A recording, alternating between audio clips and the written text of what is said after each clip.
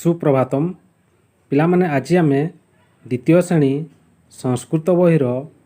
दशम पाठ को पढ़ा देखा अहं श्रीधर। देख पिला बहिरे लिखाई अहं श्रीधर अहं माने मु श्रीधर माने श्रीधर जेहेतु श्रीधर गोटे पिलार ना तेणु शेष विसर्ग लगी अहंर ओडिया मु